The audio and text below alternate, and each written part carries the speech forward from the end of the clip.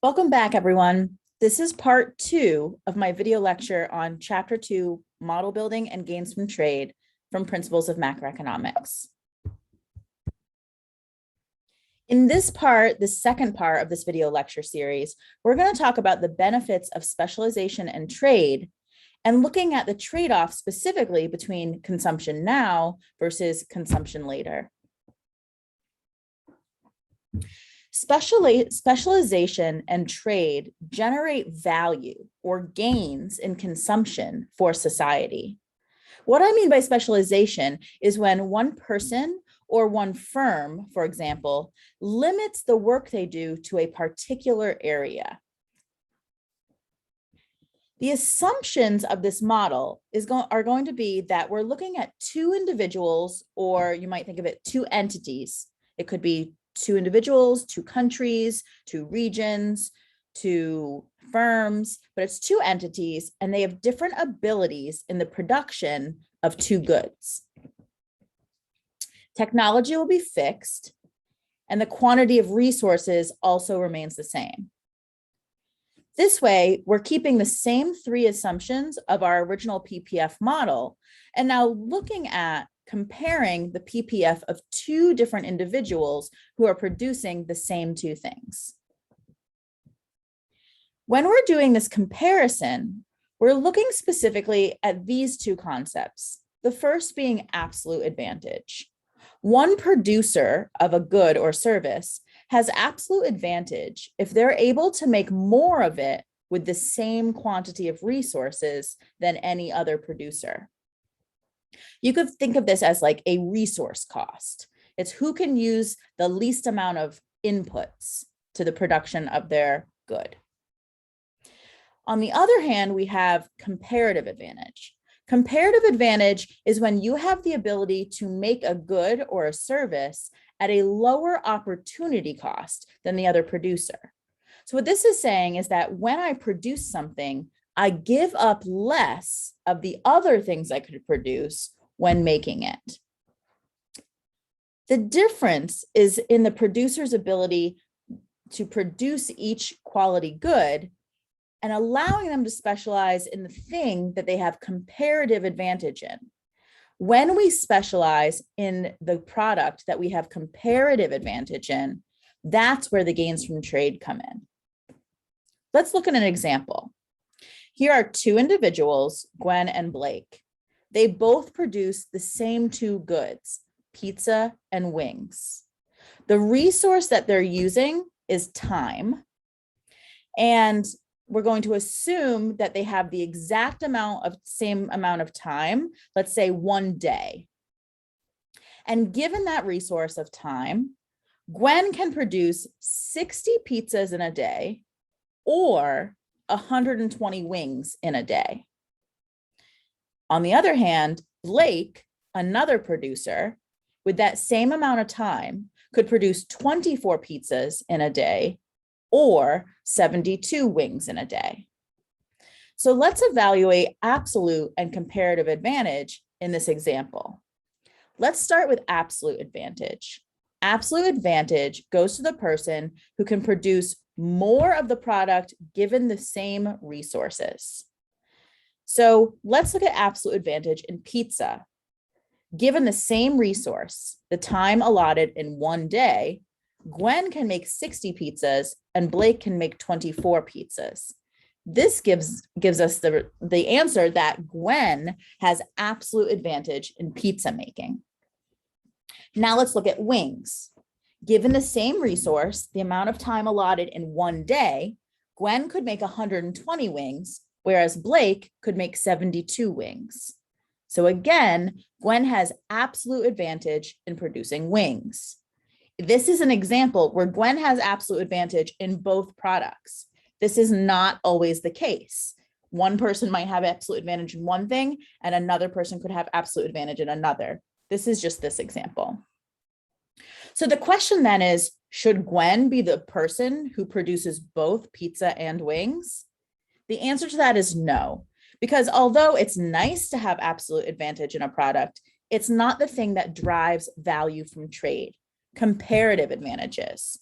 So let's evaluate comparative advantage. When we're thinking about comparative advantage, we have to calculate the opportunity cost of an activity. So first, let's look at Gwen. Given the time allotted in one day, Gwen could make either 60 pizzas or they could make 120 wings. This means that for every pizza that Gwen makes, they could make in the same amount of time 2 wings. So the opportunity cost for Gwen of making 1 pizza is that they give up the ability to make 2 wings. Now let's look at Blake. Blake can make 24 pizzas in a day or 72 wings in a day. That means that for every pizza Blake makes, they could have made 3 wings. So when Gwen makes a pizza, they give up 2 wings. When Blake makes a pizza, they give up 3 wings. This means that Gwen has comparative advantage in making pizza because they give up fewer of the other good in the time allotted to make that product, time being the resource in this example. If we were to look at it the other way, what you should notice is that when you calculate the opportunity cost of wings in terms of pizza, it's simply going to be the reciprocal or the flipped fraction of the opportunity cost of pizza. Let me walk you through this. So Gwen, who can make 60 pizzas in a day or 120 wings in a day, that means for every 1 pizza, they can make 2 wings. The opposite of that means that for every 1 wing, they could make a half of a pizza. So the opportunity cost of a wing is 1/2 of a pizza for Gwen. Let's look at Blake. Blake can make 24 pizzas or 72 wings. That means every pizza is equivalent to 3 wings. So that means every wing is equivalent to 1/3 of a pizza. So Blake's opportunity cost of producing a wing is 1/3 of a pizza. 1/2 is the reciprocal of 2. 1/3 is the reciprocal of 3. We also notice that here, since Gwen has an opportunity cost of 1/2 of a pizza, Blake has an opportunity cost of 1/3 of a pizza. Blake has comparative advantage in wings because they give up less pizza for every wing they make.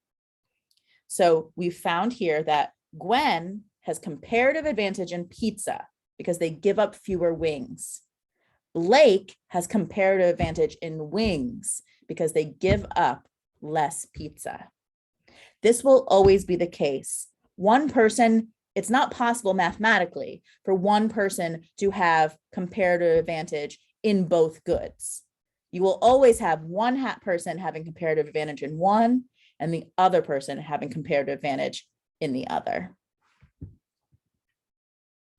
Here are the PPF models for Gwen and Blake with wings on the x-axis and pizza on the y-axis. Remember, the points that intersect the axes are the total production of using all available resources. So since Gwen can make 60 pizzas in a day using all their time making pizza, we get the point 0, 60, or the point on the y-axis. They could make 120 wings in a day if they spent all their time making wings. So we get the point 120, 0, or the point on the x-axis. When we connect these 2 points with a curve, that curve represents all the different possible combinations of wings and pizza that could be made in one day, given the productive ability of Gwen. Similarly for Blake, we get the point 0, 24 on the y-axis, total pizzas, and 72, 0 on the x-axis, total wings. So how does this create advantages from trade? Well, without trade, if we are supposed to be completely independent, it means that we're only able to consume what we produce. So going back a slide, if we were to assume that both Gwen and Blake are completely independent and do not trade with one another, but they both like wings and pizza, then they're likely to produce at a point on their PPF, but not at either one of the extremes. Let's assume that they both want an equal amount of wings and pizza. This means that Gwen will produce at the point 40, 40 wings and 40 pizzas. Blake will produce at the point 18, 18, 18 wings, 18 pizzas. If they're truly independent and do not trade, that means they can only consume what they produce. However, what if they were to specialize in the thing that they have comparative advantage in? Like we found earlier in this video, Gwen has comparative advantage in the production of pizza. So Gwen should specialize in pizza, meaning put all of their time and resources and energy into the production of that one thing. And we know that when Gwen puts all of their time into pizza, they can make 60 pizzas. So this is this column here on the right. With trade production, Gwen will produce 60 pizzas and no wings. Blake, on the other hand, has comparative advantage in wings. So they're going to spend their time making only wings and not spend any of their resources making pizza. We know from this example that if they do that, they can make 72 wings. So that's where we get these points here. Blake will make 72 wings and no pizzas. Now let's assume they decide they want to trade with one another. And Blake says to Gwen, I will give you 47 wings if you give me 19 pizzas. And let's say they agree to that trade, and I'll tell you in a minute where that trade comes from. That means that Gwen is going to give up 19 pizzas, leaving them with 41 pizzas that they can consume themselves. They didn't make any wings, but they just traded those 19 pizzas for 47 wings, which they can now consume themselves. So the consumption bundle available to Gwen after the trade is 41 pizzas and 47 wings. Similarly, Blake started out without any pizza and 72 wings. They traded away 47 wings, leaving 25 for their own consumption. And by trading away those wings, they received in that transaction 19 pizzas, which are now available for their consumption. So Blake can consume 19 pizzas and 25 wings after this trade. So where's the value? Well, let's look and compare the consumption with trade to the consumption without trade. Without trade, Gwen was only able to consume what they produced, 40 pizzas and 40 wings. Now with trade, or after trade, I should say, they're consuming 41 pizzas. That's a gain of 1 pizza. And 47 wings. That's a gain of 7 wings. They're consuming more than they could produce alone. But does that mean that Blake is left out to dry? No, Blake also gains from this trade. When they were truly independent, they were only consuming 18 pizzas and 18 wings. After this trade, they're now able to consume 19 pizzas and 25 wings, a gain of 1 pizza and 7 wings. So with specialization in trade, each person is able to consume more than they could produce on their own. When we look at the PPF and we were to plot these new consumption points, point C, you'll find that these new consumption points that happen after trade live outside of the PPF. So Gwen, for example, is producing at point B, but after trade, consuming at point C, which wasn't possible for them alone. And Blake is producing at point B and also consuming at their point C, outside of their PPF, which wasn't possible alone. Only through specialization in trade can we consume outside of our own PPFs. That's where the gains live. So how did we know that this trade, 19 pizzas for 47 wings, would be a good one? Well, the relative price or the exchange rate on trade has to be relative to the production of each good. Now remember, For Gwen, the ratio pizza to wings was that for every pizza, they could make 2 wings. The ratio for Blake was that for every pizza, they could make 3 wings. So when we look at these ratios, we can find the trading price on wings. Essentially, 1 pizza equals 2 wings. That's a ratio of 0.5. For Blake, 1 pizza equals 3 wings. That's a ratio of 1/3 or 0.33. For a trade to benefit both people, the trade ratio or the exchange rate on that trade has to fall between the 2 individual ratios. So in this example, we traded 19 pizzas for 47 wings. That ratio, 19 to 47, is a ratio of 0.4. It falls exactly in between Gwen's ratio and Blake's ratio, making it beneficial to both people. So this was a trade happening in a current period of time.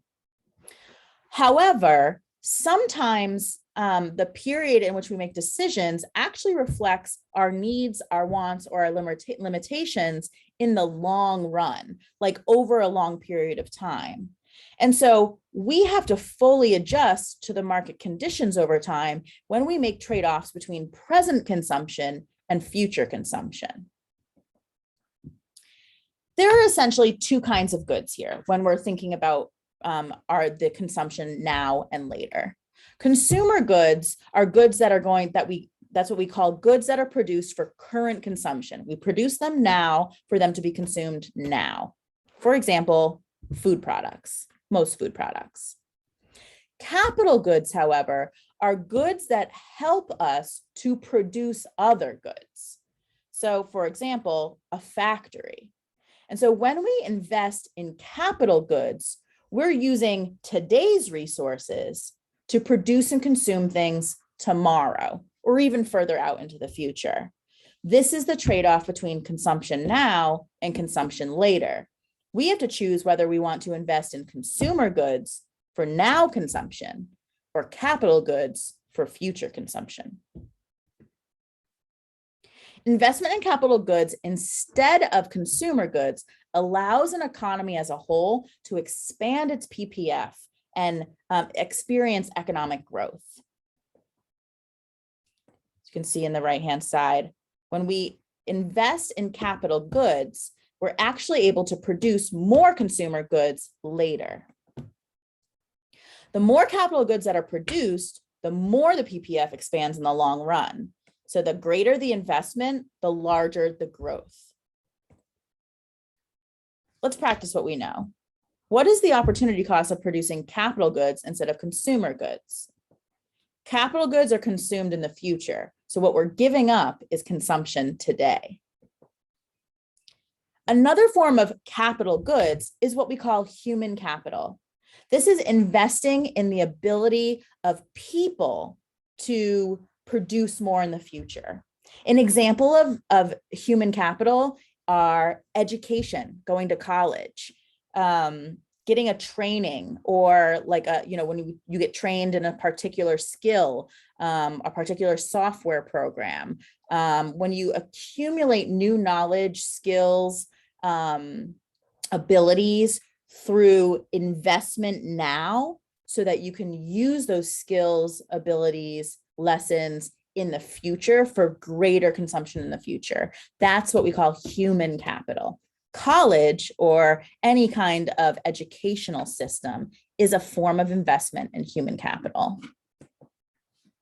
So to conclude this chapter, part 1 and part 2, economists are just like other scientists. We use the scientific method and develop simplified models to help us understand how complex systems work. The first model we introduced was the PPF, the Production Possibilities Frontier. It shows us the ways that we can benefit from trade and allows us to describe different possibilities for growth to our overall economy. When producers specialize, that is, put all of their time, energy, and resources into the production of a single good, they're focusing their efforts on the thing that they have the lowest opportunity cost in. That is, the thing that they have comparative advantage in. When we specialize in the product that we have comparative advantage in, everybody gains from trade. That's it for chapter 2. I'll see you next time for chapter 3.